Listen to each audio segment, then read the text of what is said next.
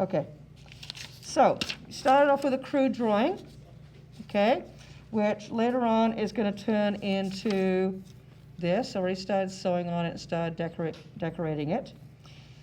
And you also notice down the bottom here is pattern pieces that I started to draw. And I have another piece of paper here where I also put on some other pattern piece because I kind of ran out of space on the other one, so I already cut that out.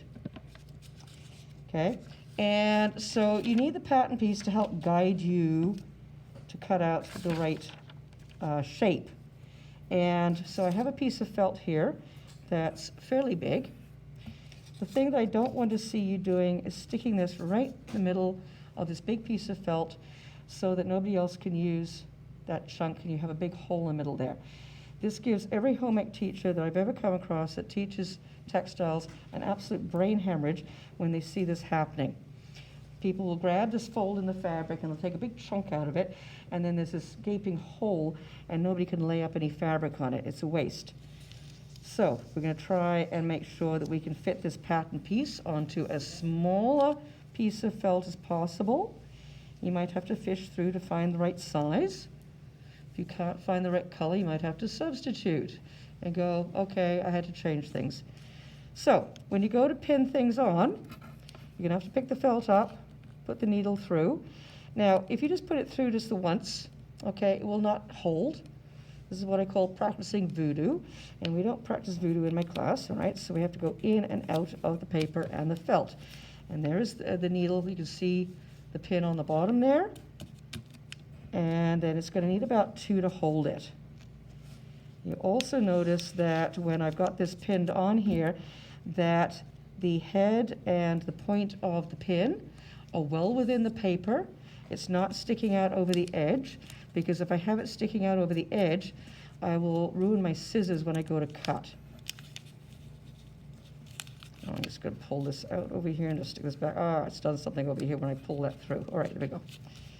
So make sure that that pin point or head is not hanging over your paper. I'm not going to cut this one out because I don't need the body there and it would be a waste. But I'm going to leave that there so you can see that it is pinned on as small as piece that I can. And I've got this huge chunk here that somebody else can use. All right, so we try not to waste fabric. Like the Middle Ages, when they only had like one dress, for the peasants, and the hem got muddy, they would take that off the bottom, sew a new one. And they would get those nice patterns and colors that they wear in the traditional dirndls and stuff, dresses in Austria and Germany. Gentlemen? All right.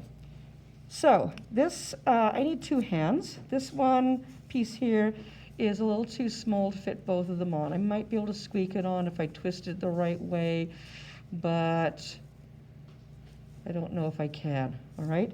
So what I'm going to do is take a slightly bigger piece of felt, and I'm going to fold it in such a way that I'm using up the minimum amount. And so if you have 2 hands that you have to cut, and they're both identical, you can fit them onto one piece. And I fold it over so I can just see a little bit of felt around the edge here. And I've still got this thing here that somebody could use for, I don't know, buttons or paw pads on a bear or something, okay? And this edge here could go down a little bit further over to here. And again, I'm going to put the pin in through all the layers, the paper and the felt, and then come up. This only needs 1 pin in here. Now, because this pin is longer than my fabric here, as I cut around here, I'm going to have to move that pin back. And then as I come around the other side, I'm going to have to move it forward so I can avoid it with the blades of the scissors. Otherwise, it will blunt them. All right? So I'm going to start trimming this. And you need to have long, smooth cuts. Okay? Don't snip, because it will look like you cut the pattern piece out with a weed whacker. And I have seen that. And there will be no weed whackered cut out pattern pieces in this class, all right? Or they took a chainsaw to it, one or the other. So as you're cutting over here, use the middle of the blade not the ends. When you get to this point, yes, you can snip with the tip. And you might want to snip inwards. I know when we did bears, sometimes the kids wouldn't snip in far enough, and they would pull the felt, and you wind up with this hair, hairy bits and fuzzy bits underneath the bear's arms. It didn't look right. And so when you have to get to a little small, little tiny piece like this, you're going to have to move this around. And so you should wind up with two identical pieces. Now, if there's any little bumps over here like this, you can kind of shave them a little bit with the sides of your scissors to just shape it just a little bit better.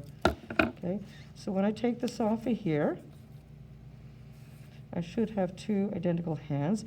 That little bump there, I can fix that by doing a bit of judicious trimming. Just taking a hair's breadth off of here, just to smooth it out a little bit. And that looks way better there. There's a little bit of unevenness over here that I don't like.